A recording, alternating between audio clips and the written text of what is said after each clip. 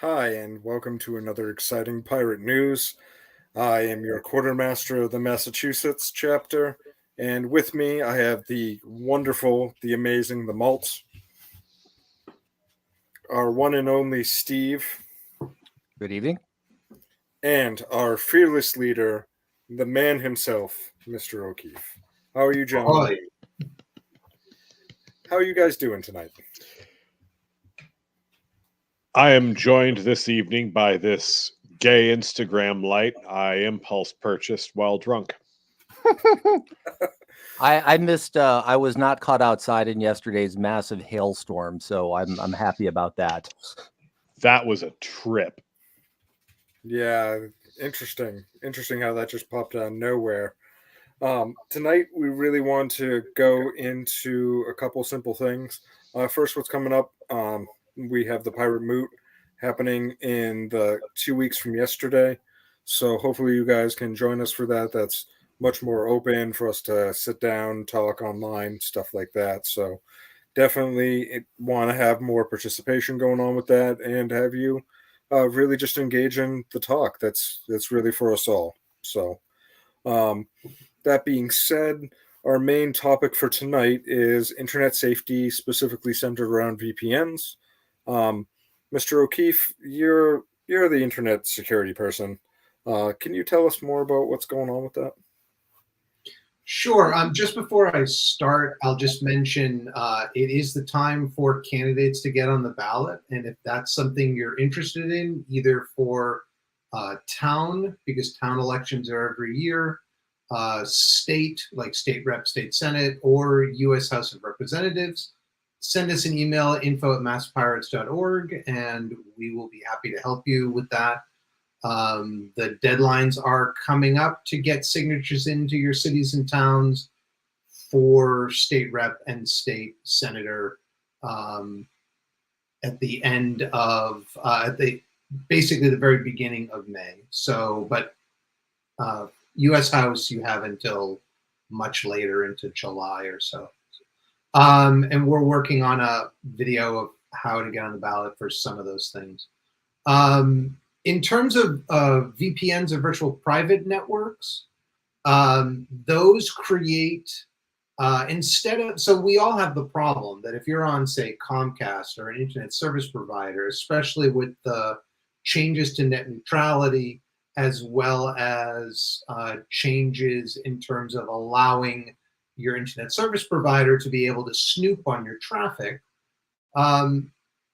if you don't want to have that happen to you, you can use something like a virtual private network that creates a connection, direct connection between your computer and your VPN provider, which can have access points. You know, some are, say, in Sweden or Iceland or various parts of the world.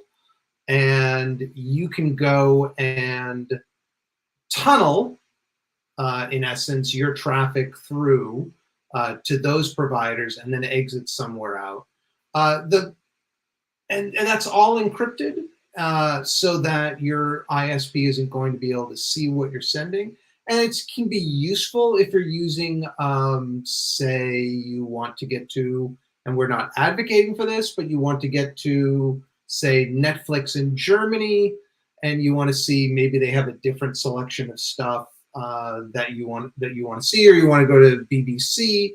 You know, you can tunnel to Germany or the United Kingdom and be able to come out and see those streaming services or stuff like that.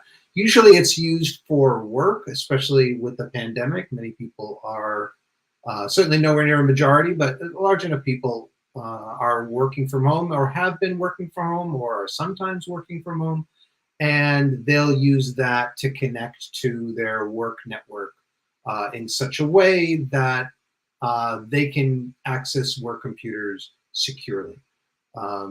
So it's something to think about using. There once was a great site called That One Privacy Site that had a nice spreadsheet with all the different VPN providers looking at a large number of different factors in terms of whether they kept, whether they logged data and whether they were free or not. Of course, free, you are the product, so keep that in mind. Unfortunately, that site doesn't exist anymore. It goes to some other provider. The owner of that decided to, I guess, hand off the domain to some other security site. But that's the primary reason why you would want to use a VPN, is just to protect your privacy. Other thoughts? So what would be the difference between a VPN and like a Tor browser? I know they're fundamentally different, but would you want to use like a Tor browser with a VPN if you want that extra layer? Is that redundant? Um, I'll let Steve cover that. Well, yeah. So Tor and VPNs have some similarities, but work very differently. So with a VPN, all of your traffic goes from your computer to your VPN's provider, and then out. So the VPN provider can see where your traffic is going. This website or whatnot that you're visiting, all they see is that it's coming from a VPN provider. Now with Tor, what Tor uses a system of taking 3 hops from point to point. And basically, when you want to visit a site through the Tor network, your Tor browser will basically layer up, it'll pick 3 nodes in the Tor network to use a circuit, and it'll triple encrypt what's going, what gets sent, so that basically, the first node can unwrap, some information, unwrap the one layer, the first layer of the onion. It can't see where it's going or what's in it, but it can tell where the second hop is. The second hop, same deal, doesn't know where it came from, doesn't know where it's going to, passes it on to number 3. Number 3 is an exit node. By that time, the exit node has no idea where the traffic came from, but it knows where it's going to. And then the process kind of goes backward. It is a very strong system. The one downside, one notable, case where Tor did not work is someone was trying to use it to send a bomb threat from a university, and it turned out that there was only one person using the Tor network from the university system at this time. Yeah, it was Harvard. The guy was trying to get out of a test, so he used this email provider that he got to via Tor to send an email that there was a bomb in the building, and they evacuated the building. And it turns out 3 people at Harvard had used Tor around that time, and he was. I see.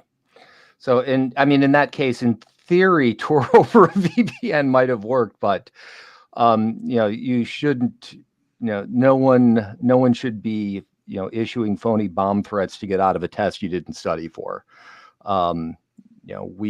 These are dual purpose technologies. They could be used for good things and bad things. Our goal is to try to teach you how to use them the right way. But yeah, so there is a difference between VPNs and Tor. And yeah, both provide a good added layer of security. But with a VPN provider, you just have to trust, you do have to have some amount of trust in the provider. I would not advocate using a free one. With a free one, I think you'll get what you're paying for. But they're good tools and they're good to use. Now, in terms of law enforcement and what they have to give to law enforcement, do you have any idea what that is? I know some of them give less data and some of them give more. In that case, you might want to use a VPN that comes out or is headquartered in another country. I know some of the Pirate Bay folks created, I want to say iPredator, which comes out in Sweden. Yeah, Sweden doesn't on care. an endorsement. I'm just, that is one there. But if they're in Sweden, you know, they it's not likely they're going to want to give the FBI or local law enforcement, you know, their logs to say, yeah, he was here at this time, coming out here, and he went over there. So, you know. Yeah, I mean, probably the most important thing to do is to try to find out what you can about the provider's privacy policy. So if you're paying for a VPN, you know, it's either going to be a flat rate per month and, you know, or a metered rate. But, you know, if the service provider just says account number X used, you know, 2 megabytes of data transfer here and 8 megabytes of data transfer here and half a gigabyte of data transfer there, and they don't keep records on where you know, where you were sending traffic to, in other words, just enough to meter and bill you, you know, there's the notion of privacy as a process, and, you know, the idea that you should collect the minimum amount of information in order to meet a business purpose. If a VPN provider is doing that, you should feel really good. If not, well, maybe you know, you want to keep looking. And it's not just, you know, it's not simply just a matter of law enforcement requests. It's, you know, if you know, companies have data breaches, and, you know, there's things that data which is not collected cannot be breached. That's, you know, that's sort of the key philosophy. Cops can't subpoena what they don't have. Or what doesn't exist. Exactly.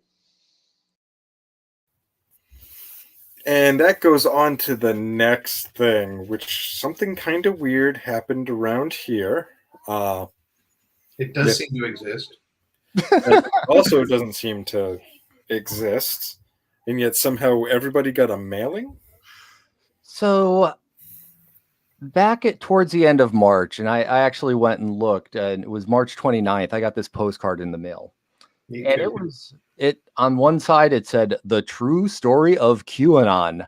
And the other side was just like, you know, some real next level crazy kind of stuff. Maybe I'll read a little bit of it later, but I thought it was kind of funny. It wasn't addressed to me personally. It was addressed to postal customer. You know, that's all the address says, postal customer. You know, so anonymous. Yeah. Was it a standard bulk mailing, meaning that they just mailed it to everybody? Yeah, so it's pre-sorted standard ECRWSS US postage. Yeah, that's the bulk mailing, meaning that they don't even tell you whether somebody received it or not. Here's your card. Mm-hmm. Right. Now, I thought, you know, this is a little crazy, but whatever. Political climate these days and all. But I think it was today. Was it today's? Yes. And today there was an article in the Globe called "What is QAnon doing in my mailbox?" And it was about this postcard. Apparently, quite a few people have gotten them, or at least enough to kind of make it a story. These are coming from a PO Box 1076 in Portsmouth, New Hampshire. And I guess no one's been able to, you know, find out who owns that box. But I thought this. Let me read a little bit of it. And I'm only reading it because it's just like, you can't make this stuff up, I guess. So I was a child victim of the cabal spoken of in QAnon. They invented the whole saga of QAnon and planned all the news and entertainment events 20 years ago. They planned 9/11, the 7/7 bombing, the Ukraine war, and COVID-19, and they told me that Luvox cures COVID-19. The minutia of every battle and every action by Zelensky and Putin were planned. They put a mind-reading device in me and tortured me and spied on me my whole life. On Good Friday, this world will end, possibly by nukes, or my world will end. And apparently, it goes on, and apparently the person is plans to be hiding out in Kansas. I'm really pissed if the world does end when he Yeah. says that. I'll be really so upset. I don't think it's going to happen, but man, I will be so upset. Well, if it ends, I'm not going to be around to notice. But I mean, look, a couple of years ago, we were tabling at the Freedom Rally, right? And this guy comes up to me and he starts talking about, the mind transmitter that the government put in his head, and how it's giving him nightmares. And I'm saying, oh yeah, mine did that too. Here's how you could get rid of the nightmares. And I just started going back and forth with the guy. And after about 20 minutes, he said, I get the idea. You don't believe me. I said, no, I thought you were bullshitting me. So I was just playing around with it. Because this is like, Boston. Yeah. So this is the Freedom Rally. Remember, I'm going to point out Luvox, common name fluvoxamine, is a selective serotonin reuptake inhibitor, an SSRI, that is uses to treat obsessive compulsive disorder. Oh, How great would it be if all these flyers were sent out by Villain Supreme? Vermin Supreme. Oh, I'm sorry. I apologize. Vermin Supreme. Vermin Supreme would never endorse QAnon. Vermin Supreme is a saint and an angel, and I will not see his name impugned this way. There's nothing. If it was from Vermin, there would be something about dental floss. Yeah. That's true. That's true. And ponies. He's not one who hides his identity. No, and oh my God, whenever there's anything going on, I've seen some of the best interviews come from him to people who would be the rulers in New Hampshire, and it is fantastic. I have to say, the fact that the post office box is registered in New Hampshire is perhaps the least surprising part of any of it. Portsmouth, New Hampshire, on top of that. Mm-hmm. So again, that address is P.O. Box 1076, Portsmouth, New Hampshire 03802. Is it doxing if we're not actually giving out somebody's name or? That motherfucker sent a letter to everyone. Okay? It's not doxing. It's fucking revenge. That's probably... but I mean, we're not technically doxing. We're not giving out somebody's name. So, hey, Portsmouth, New Hampshire, I just want to point out, is a really beautiful port city that I happen to eat a lot of burritos in. So now I'm terrified that I'm buying burritos from some QAnon motherfucker. Portsmouth isn't that like just right across the river from Kittery? Or am I thinking of another city? Nope, that's the one. Also one of the highest levels of the homeless population for whatever reason. One of the highest concentrations. Oh, dude, that's where Water Country is. Yep. Water Country. Water Country. Water Country. Have some fun. Da, da, da. But we're not paid for that, just to be clear. Nor do we endorse Water Country. But they have that epic slide that gives you Insta Wedgie. I've never actually been. I gotta confess. I just know it from the commercials. Oh my God, the wave pool that you have to like just bump into everybody. It's more like a mosh pit than a wave pool.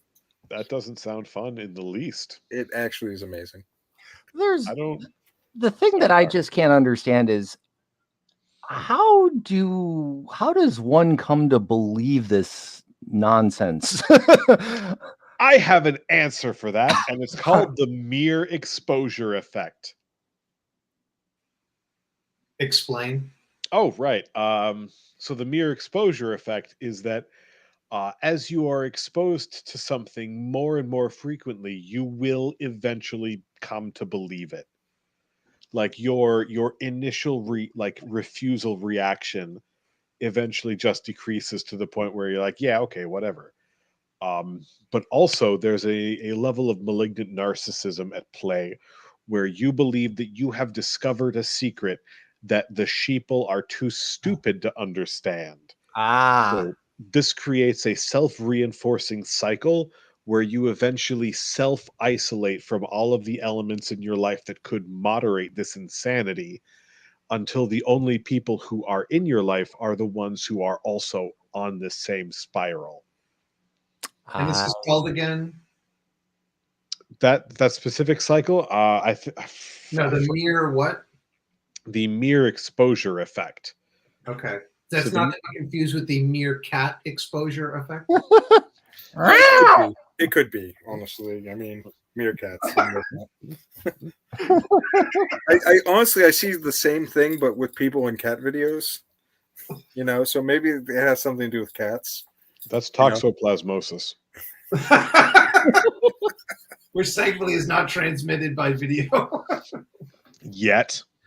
The dodo is successful for a reason, man. Alas, melon. Anyways.